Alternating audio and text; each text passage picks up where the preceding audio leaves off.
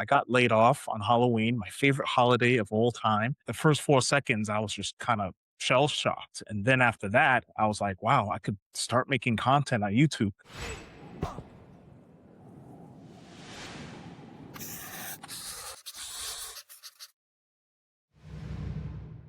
Hi, everyone. My name is Carmen David, and I will be hosting today's episode of Behind the Founders. And today I will be speaking with Dylan Lee. Welcome. Would you introduce yourself? Hi, everyone. My name is Dylan Lee, aka Dylan Digital Online. I'm a recruiter that literally loves video games. And I like to fuse the two together for job hunting tips and tricks with a video game spin so I can make the job hunting process educational and fun. Nice. Thank you so much for the nice introduction, Dylan. To get us started, could you share with the listeners out there what inspired you to start Dylan Digital? Yeah, so I'm a recruiter by trade. I've been doing it for like 10 plus years in my career. And it actually comes from like a low point in my career. I got laid off on Halloween, my favorite holiday of all time. And I got laid off. It was during the same time at the party. I think it was like on a Friday. And they just walked me into the office, said, hey, we did everything that we could do. At the time, I was like the lead recruiter. I was recruiting 48 states, yada, yada, accolades and saving money and all the nice stuff that top earners do, right? And once I got that, the first 4 seconds, I was just kind of shell shocked. And then after that, I was like, wow, I could start making content on YouTube. So I started making YouTube videos about job hunting and video games and just kind of fusing the two together to make it a little cool, a little fun, a little relaxed. And so people could learn at the same time. So that's what honestly started this whole journey for me. All right. And tell us a little bit more about the integration of the YouTube and the video games content. Yeah, so oftentimes when you think about video games, you're just thinking, oh, you're just playing a normal game, right? But video games are like in different systems, right? And they have different pathways for people and different kind of gaming concepts as well. So I kind of stumbled across this gentleman called Bartle is like a Bartle theory kind of thing, and it kind of divides players into four different types. And I actually have it right here. So there's four different types. There's the achievers, which is the diamonds. There's the explorers, which is the spades. There's the socializers, which is the hearts. And last but not least, there's the killers, which are basically the clubs. And that kind of categorized players into different types. And me, with my recruiting brain, kind of clicked and said, "Hey, there's different types of people out there on the job hunt that goes about their careers." So I feel like the games that we love, like really love, kind of correlates into the skills that we have, which at the end of the day correlates into the careers that we do and love, and that's where I just came with the video game concept and, made 6 different branches on YouTube, aka playlists. I go into specific details about resumes, interviewing, job searching strategies, motivation, because God, we all need it sometimes, and just kind of go through the process through there. Yeah, I think it's definitely a very interesting concept, right? What you mentioned about the different types of people in the job search and also like the different categories they're part of. So what would you say is the purpose of the video games? Is it something for is it targeted specifically for job seekers for them to kind of understand how to basically find the secrets and hacks to be able to, I don't know, get past the AI system of application screening or the interviews? Because as you know, the job market nowadays is really challenging. Yeah.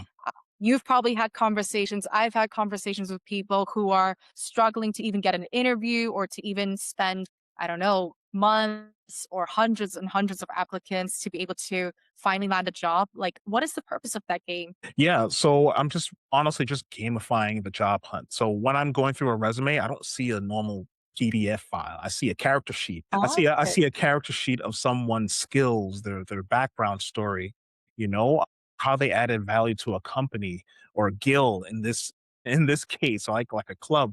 So and when you're going through like an interviewing process, I think of it like a boss fight. You're sitting there, you're throwing questions at the person, you're receiving hits, answers and questions at the same time.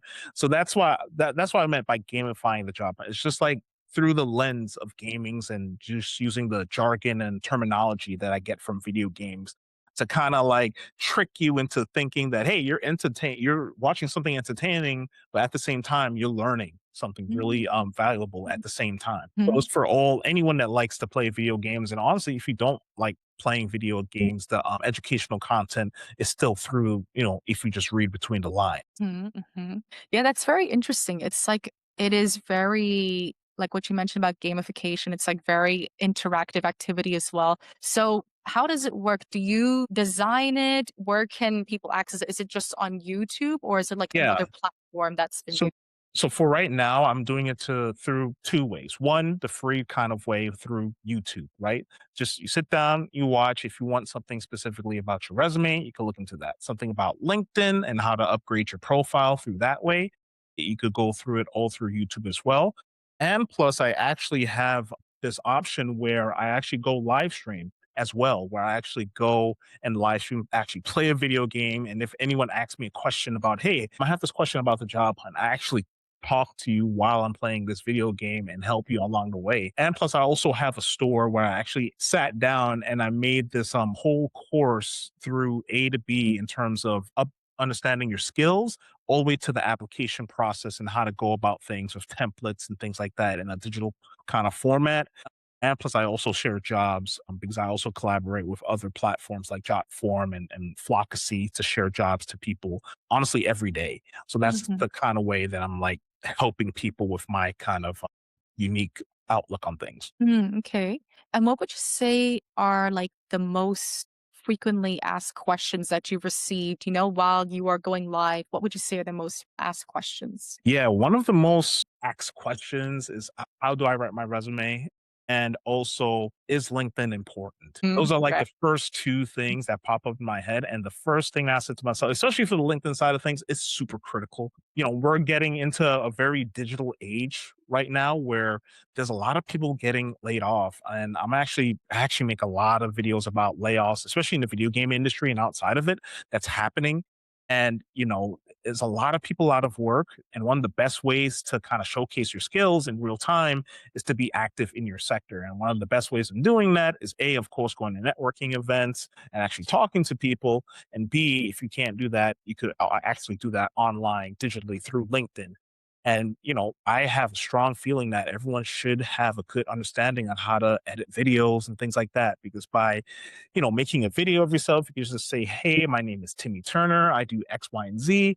And you could honestly like send that to people and like talk mostly about what you do in your craft through a video, through examples, through case studies. There's a lot of different ways to kind of reach people and get eyeballs on your, profile to get opportunities. Yeah, for sure. I was just going to say because we hear a lot of talk about networking, and the first thing like you mentioned, there's so many different ways to network as well. And I was just thinking that there's also different personality types. There's people who are extroverted; they love being surrounded by people. They love to attend conferences and events. But there's also people who are more introverted, where they're like, okay, well, in order networking is kind of a way to Mhm. survive in the job hunting world, but at the same time, they're not exactly they don't really prefer to be surrounded by people. But I think what you mentioned there about the option to do online networking, there's just so many ways, and I just wanted to just acknowledge that as well. Yeah. So many ways. You just got to open your Mhm. mind to it as well. We're playing a Yeah. new game when it comes to the job hunt,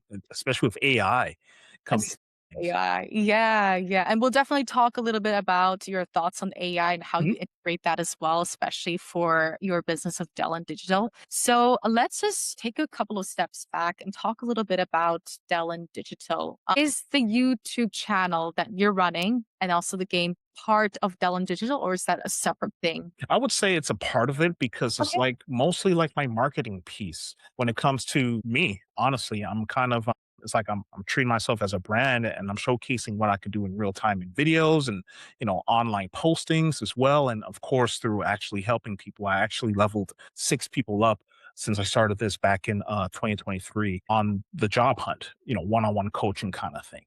So, the YouTube channel kind of acts as that marketing piece where I could actually just showcase my work and just kind of go through it that way. And if anyone wants to actually press start with me and actually go through the one on one coaching, then I have that option as well. But I have the free option and the paid option just to make it more accessible for more people. Okay. And tell the listeners out there a little bit about Dellen Digital. Like, if they hear the name for the first time, what can they expect in terms of like the services that you have to offer and what they can get out of it? Yeah. So honestly, it just kind of dials down into one-on-one coaching when it comes to the resume and the LinkedIn side of things. I kind of sit down and I go through your whole LinkedIn page and I update your resume as well with recruiter eyes, mind you. And I go through the whole profile from A to B. There's like 9 things to kind of consider when it comes to looking at LinkedIn, from your header all the way down to how to treat LinkedIn, right? Some Mhm. people think that LinkedIn is just a job board, but it's not. It's not that. It's a social media No, platform it that is. has jobs on it second. And if you go in with that mindset, you'll go very, very far. And I do that for like at least normally like an hour, hour and 30 minutes. Usually I spend with a client. If they don't want to do the one-on-one kind of coaching thing and they're more, I just want to watch something and just have templates and stuff like that, I have that access as well. I even have access for a webinar where I just sit down with like probably a group of 10 people and I talk about the importance of LinkedIn and job searching strategies and, bounce ideas off each other and just go through that. Okay. And how many clients do you currently work with on a day-to-day basis when it comes to coaching, reviewing resume, interview tips, mock interviews, and so on? Yeah, so far I only had like the 6 clients as of right now. I know that's pretty slow, but we're in a very strange economic time right now, and paying for services is not at the top of someone's Oh, list. yeah. That's why I still kind of put heavy focus into my YouTube channel where people could not, you don't have to spend money there unless you're like, you're a subscriber and you want to like donate or something like that once I get monetized on YouTube, but it's mostly spending your time when it comes to just sitting down, watching the videos and just learning something through that way. I also have people, you could just send me a DM of your, city, state, the jobs that you're looking for in that area. And I send you jobs because I have access to a pool of like over like 9,000, 10,000 jobs in my pool of the people that I connect with and I work with as a partner. And do you also, correct me if I'm wrong, do you also promote specific jobs? Or, for an example, when somebody comes to you and saying, "Hey, I'm looking for a job," you also partner up with other people in terms of sharing different job offers in your business, or you're just specifically just coaching them in terms of the career? So I send a lot of jobs to people, and plus I have like a full like kind of link tree kind of thing of jobs that I could like share people. I actually share jobs every single day on my LinkedIn profile all the time when it comes to jobs. I think I share like probably 30 jobs in a week sometimes just to kind of give people more options so they could see it and just kind of go from there. I haven't partnered with any kind of company Okay. yet, but I have partnered with a company that works with other companies where I could kind of send people jobs and just do that way. Okay, so basically the jobs that you send, let's say this job is from this Like like industrial engineering company. Hello Fresh or, Okay. another company like that kind of thing that has a job in engineering or marketing or something like that. I send that off to people or I just make a post out of it saying like hot Mhm. jobs or 5 Yeah. opportunities to look out for kind of thing. Okay. Okay, but you're not, how do I say, you're not partnering up with those companies to help them source people for those jobs. No, I haven't pressed start on that yet. I kinda wanna Okay. focus on the, candidate experience side of things before I Okay. kinda partner with other Yeah, of companies. course. I wanna level up a little bit more Cool. before I take a step into that kinda Yeah. side. Yeah, of course. So we did talk a little bit about your experience. You have worked a lot in in-house recruiting, and the candidate experience is a very important glue or piece to ensure that the company's up and running. From your experience, what do you consider to be a good candidate experience? What's important? What are the factors that go into that? Yeah, communication is honestly really the important one. So as soon as you come into the ATS applicant tracking system, it would be wise for the recruiter to have something like, we acknowledge that we received your resume, just to at least let them breathe easy, saying yes, they received my resume. There's no questions about that. I got this email. Then from there, you follow up with them. If they're a good fit, they fit all the criteria. They didn't get knocked out with those knockout questions saying, "Hey, I'm a cook, but I'm applying for engineer kind of role with no engineer experience," kind of thing, right? Then you just want to, me personally, I would like to follow up with that person the same day. Or if they are unable to kind of be super quick because some, people have lives, I like to Mhm. send them the option of a Calendly link that has a very generous amount of leeway time for people to connect with me and just kind of go through the process like that, you know? And of course, when I'm getting on these calls, it's not really like to do the scripted kind of thing. It's more of a free Mhm. flowing talking. Let's learn about your skill points, talk about the company, a little bit about my experience with the company so you kind of get that kind of aspect of things, talk about the role, of course, and most importantly, the salary and benefits. Mhm. And then we just kind of go through the process like that. Just a normal conversation of two humans talking Of kind of thing. course. And then just kind of go through there. Yeah, yeah. I think you really summed it up really well, especially when it comes to the recruiting process, that it is a two-way conversation. I think oftentimes a lot of candidates, they get really worried. They're like, okay, I really have to leave a good impression for the company. But it also goes both ways because they also need to see, okay, is this job or is this company a good culture fit for them as well? So it really goes both ways. And oftentimes I like to compare recruiting or job search. It's a little bit like dating, right? Because you have to know if that fits as well. It's like, two puzzle pieces coming together. Yeah. Makes perfect sense. Yeah, yeah, for sure. So, like, from your experience, right? Having worked and interacted with many job seekers, what would you say is their biggest frustration right now, especially right now in this job market that's really tough? Not being seen is one. Unfortunately, due to I know we're going to talk about this later about AI, but due to AI and the economic climate, what's going on, Mhm. businesses don't have money, right? Which means Mhm. they're going to cut back on roles and most importantly, they're going to cut back on salaries, right? So it's going to be a little interesting to see how things kind of pan out for the future because a lot of people they just go through the normal process of how applying was done in 2012.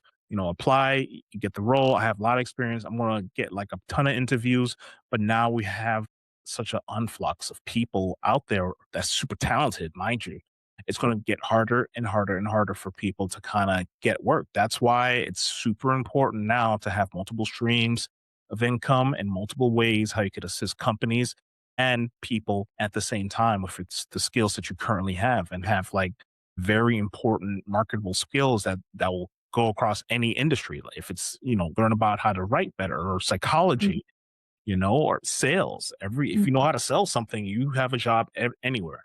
It doesn't Mhm. have to be like a car or a product. You got to sell yourself, because you're selling yourself to companies, right? Mhm. It's a it's a seller's market right now. It's not a buyer's market right now. So that's the kind of vibe that I'm getting when it comes Mhm. to seeing people online and just saying, hey, I'm looking for a job, but when I look at their profile on LinkedIn's, it's just a ghost town. It's nothing there. They don't showcase anything. They don't comment on people or be active in their sector.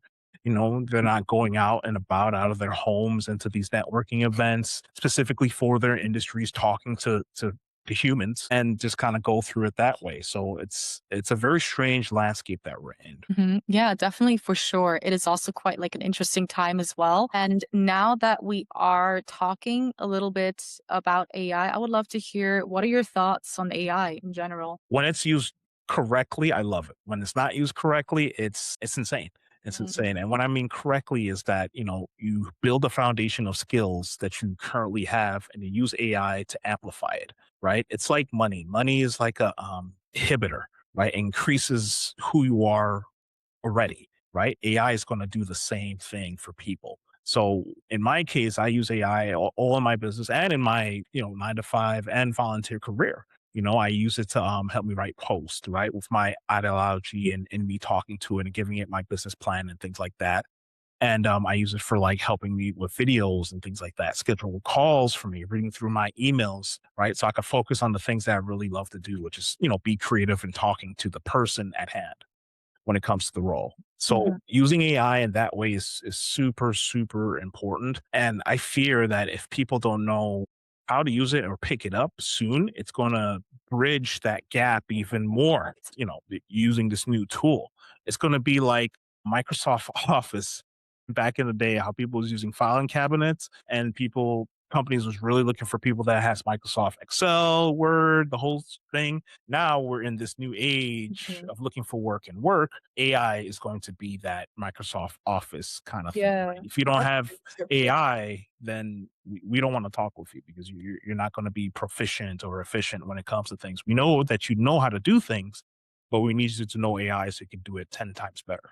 I like how you mentioned that AI is like the new Microsoft Office or the new old fashioned filing cabinets as well. And I think it is really essential that, because the world is constantly changing, we also have to adapt and upskill in all of those different areas as well. Yeah. So, yeah, I really like the analogy that AI is like the new Microsoft Yep. Office MS tools as well. You got to keep leveling up. Yeah, gotta keep leveling up. So, Dallin, you are working on multiple things at the same time. You have your 9 to 5 job, you have the YouTube channel, you're doing volunteering, and now you're running the coaching business. How do you structure your day and manage and balance all of these things at the same time? Time management is the one skill I feel like I kind of leveled up a lot in my career because, you need to have a schedule and a calendar, right? If I don't have that calendar, I'm lost. I'm finished, right? So most of my days, at least through Monday through Friday, is going to be with my career because at the end of the day, I'm a recruiter, right? I love doing what I do in the recruiting space. And now I do it for two not for profit spaces. One I get paid for, and the other one is just volunteering kind of thing. That's like a stark difference from what I was doing before when I was working in the for profit industry, which is quite interesting when I'm looking back at it.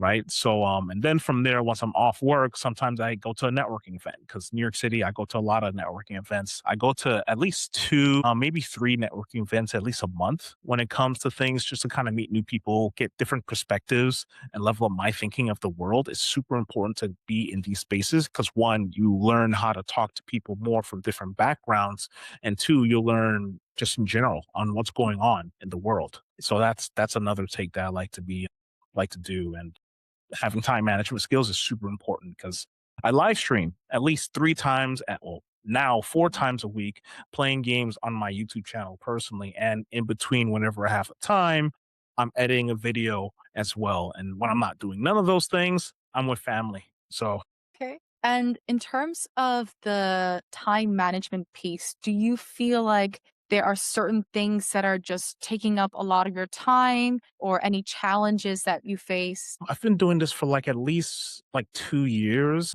because I started the YouTube channel on November 16th, actually my birthday. So I did that. And I, if I would have been asked this question a year ago, I would have probably said a few different things. But as of right now, I'm pretty much set. Once you have a good workflow going and you actually test that out for like at least 90 days to see and see if the results are good or if you're getting burnout or anything like that, and just make some teeny adjustments here and there, then you're pretty much golden. Right now, my main focus is to, partner with other people, other companies when it comes to brand partnerships or something like that, or, maybe helping them out with their recruiting or content creation when it comes to things, just branch out my own skills and help other companies with branding. Cause once again, we're Dylan Digital, we're getting very digital out there, and having a good, important brand behind a good company is very important in this landscape. Okay. So you talked a little bit about content creation. Are you specifically talking about YouTube or are you also looking to expand on social media like Instagram, TikTok, and so on? Yeah, I'm talking about the latter in this sense. I do a lot of, I like to focus in on YouTube and LinkedIn because those are my two biggest platforms right now.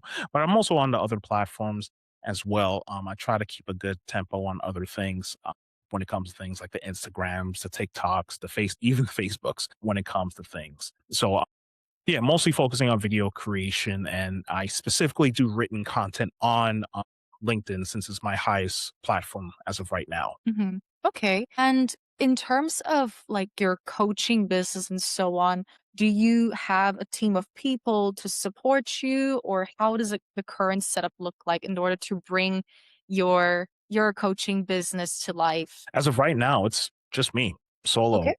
AI is a crazy thing when it comes to like scheduling meetings and things like that. Zoom takes care of all that for me.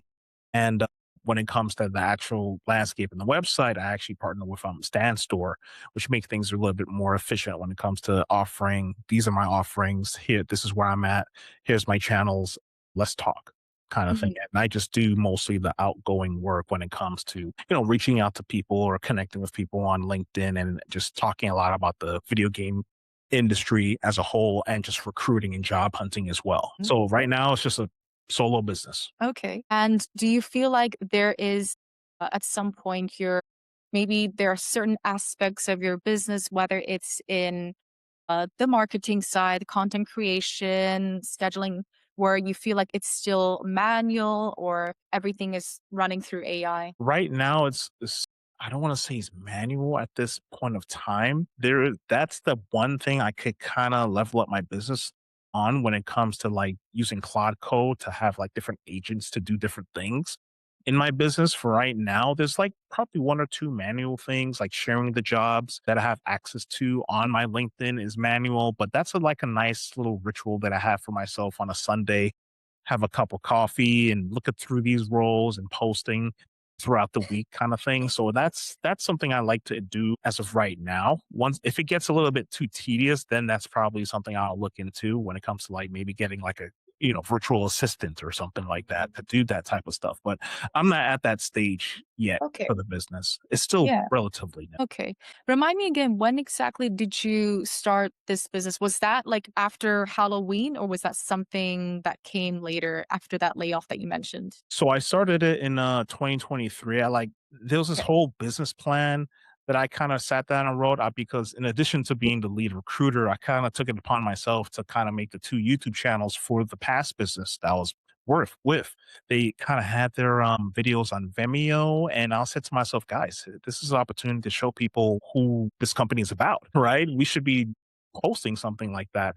And in addition to that one channel that I was talking about, I made a whole new channel for just training purposes for the people that we were hiring as well. And I made like this video just talking about the onboarding process from A to B. And plus, I made this like a full PDF file on how to go through the onboarding process because at the time the recruiters was also sharing that function, sending the onboarding paperwork, training them how to do that and recruiting at the same time. So by me making this video, they could just send them that video, the PDF, and 9 times out of 10, they get through it. So the Mhm. recruiters could focus in on, recruiting more people because at the time I think it was like 100 jobs split between like 4 people, the majority being like field merchandisers, like the people that go out there, stock the shelves and stuff like Yeah. that, drive to different locations and things like that throughout the United States and supermarkets and stuff like that. So yeah, that's the thing that I was doing, and I had this cool idea, and it got shot out the sky. And I said, "Man, this would have been really great for the company because of these YouTube pages and my whole kind of recruiting aspect of things when it comes to getting feedback from people." I was able to raise the Glassdoor and Indeed's profiles from a 2.4 to like a 3.5 Oh, wow. Amazing. because of that flywheel I was doing and getting that Mhm. feedback and actually working on that feedback and fixing it where we can as a company. Mhm. So I said to myself, you know what? I'm just going to sit down this weekend and just write this business plan on what I want to do for me and Dylan Digital. And I did that and I just put it to the side. Right. Mhm. And then, I was always thinking about it. And then I got laid off. And when that Mhm. happened, I was like, okay, I guess this is a good time for me to kind of focus in on this crazy idea Ex and let's see what'll happen, right? And I kind of challenged myself. I said, I'm going to look for a job in 100 days. If I can't Mhm. do it, then I don't know. I guess we'll just pivot and do something else. But I managed to find a job in 80 days because I'm a recruiter, right? So Yeah, we know I the did, tricks, so we ins know and the outs. tricks. Yeah. So I did that, and I still continued on with Dylan Digital and just networking in the video game industry and outside of it, and other recruiting spaces. And now I'm here. Yeah. That's what started this whole crazy idea of Dylan Digital. Okay, okay. I have like another question about the world of recruiters, right? So sometimes I think we've all stumbled across those posts and feed on LinkedIn. There's a lot of posts made by job seekers saying they feel like they've been ghosted by recruiters. Why do you think that happens a lot? Maybe they had a really good interview or they've made it to a couple round of interviews and then nothing, not even feedback whether they got the job or not. Why do you think this happens a lot in the world of recruiters? What do you think the biggest struggles are? in the recruiter world? Yeah, so a lot of things could happen behind the scenes when it comes to the recruiting space. Sometimes funding could go away for a certain department and they have to like pull back on the role.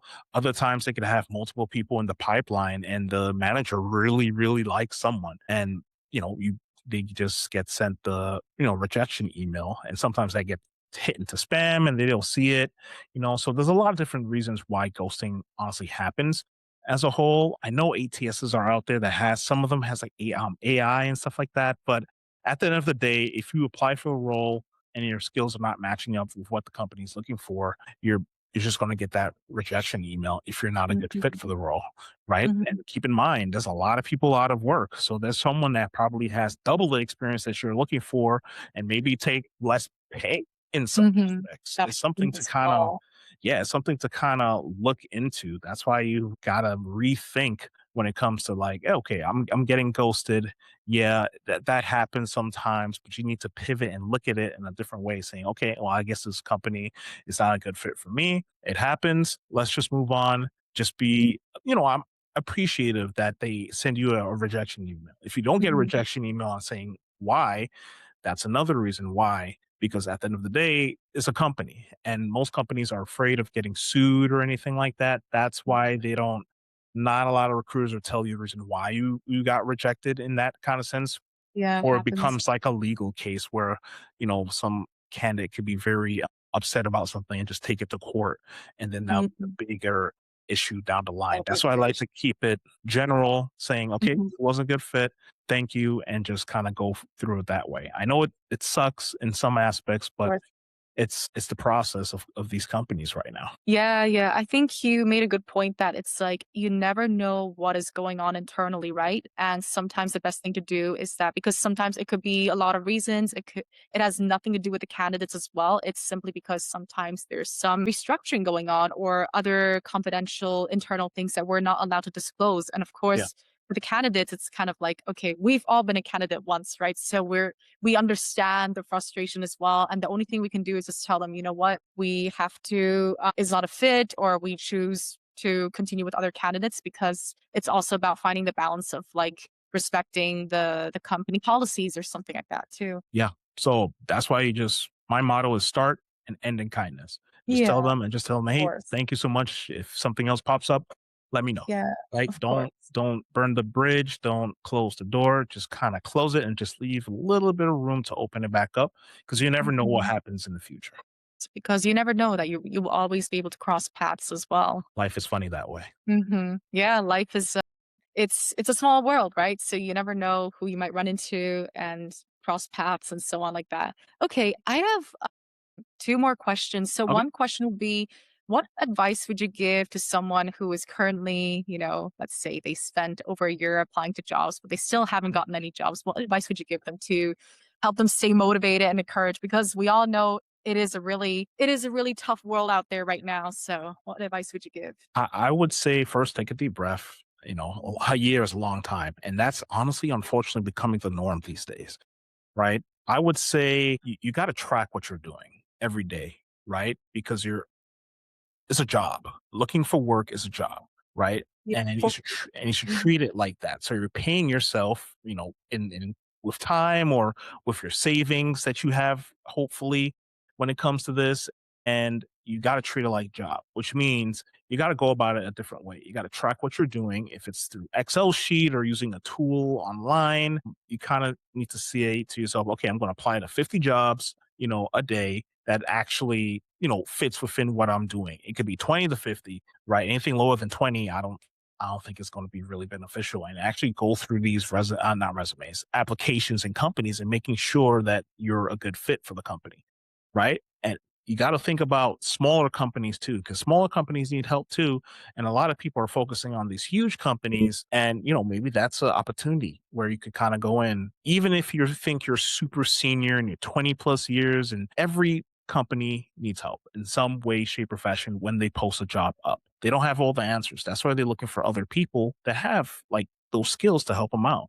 So keeping track of your jobs is super important, and you got to fire up LinkedIn. You got to fire up LinkedIn and have a plan on how to go about LinkedIn. You need to network with other people in your space. You need to see if there's a networking in person or online kind of opportunity as well. You need to block out your days for specifically LinkedIn and specifically applying to jobs in the day, and even block out time for lunch to take a break and just once it's like 5 o'clock or maybe even six, that's it. Don't think about it because you need to sustain that energy for a long period of time when you're on the job hunt. It's just basically working your job, but you're a little bit structured in a way when you're on the job hunt. By doing that, you could keep track of what you're doing and you could see what's not working. So that's how you should honestly go about the job hunt. That's how I did it. That's how I teach my clients to do it. And it's been successful. Yeah, I like what you mentioned how, in a way, job search, it is like a full-time job, right? You also have to put certain boundaries because you could get a burnout as well because it can Yeah. be very exhausting and you have to spend a lot of time and detail tracking the jobs, creating the resume, tailor making it, doing the preps, doing the mock interviews. Yep. And sometimes I'd even say that the job search itself, the job of doing the job search is way harder than once you start a job as well because of Yeah. all the uncertainty that comes with it and also when you're going to get it as well. But I think that is definitely some very, very helpful advice that for all the listeners tuning in right now to be able to take and to also make sure that they do a little bit of self care as well while going at their own pace too. So, Dylan, one final question. There's probably a lot of people out there who are feeling a little bit, having some reservations, or maybe they're a little bit scared to take that leap of faith of starting their own business. If you have one piece of advice or multiple, what would it be? What would you share to the people or the listeners out there considering to start business? Yeah, I mean, I went to school for business, so I was already locked in beforehand. Actually, switched majors from being a hospitality student to business and entrepreneurial studies. So I knew that I wanted to do something with gaming in some way, shape, or fashion, right? But when it comes to like starting your own business, it's very rewarding. You're putting stakes on yourself, and you're just being more creative, and you're challenging yourself every day to do something different from what the world is seeing. It's okay to kind of honestly do both. Work for a corporate and also do your thing on the side as well, as long as it's not like conflicting or anything like that. You're adding value with your skill points, and you don't want to live in regret, right? Because probably like 10, 15 years down the line, and you probably see someone else doing something that you had in your head and they took a chance on it, but you didn't. I don't know about you, but I don't want to live a life of regrets, Of right? course. That's Yeah. why I started this business. That's why I started making YouTube videos, because it's fun, and I'm actually giving benefit and I'm helping people throughout the world. Once you start growing, and let's just say you get trolls or something like that, that means you're on the right track, because you can't please everyone in this world, right? You'll eventually find your tribe, and you find others as well that's also doing some crazy things. They'll gravitate towards you. The world becomes a better place because you're helping people in some type of way, whether it's volunteering or through your business, or just through video content. It's important, right? And by just taking a step, taking a leap, seeing how it goes, it's better for you in the long run. So just take that chance and just start that business. If it failed, hey, most businesses fail in the first like year. Restaurants fail within a year. Most businesses fail within five years, right? But you taking the chance, you're not failing. You not taking the chance, that's an instant fail, right? Without even seeing your true potential. So just take a chance on it. Yeah, like you said, take a chance because you never know until you try, and at least you will have no regrets, as you mentioned. So it's all about just putting yourself out there, giving it a shot, and seeing where it goes. Because no matter what, I believe that whether it succeeds in the way that you want it to or not, there's always going to be something that you'll be able to gain out of it as well. So definitely, very very valuable insights and also words of encouragement for the listeners out there considering to start a business as well. So, Dylan, thank you so much again for coming on to speak with me. This is Behind the Founders, and be sure to stay tuned for the next episode.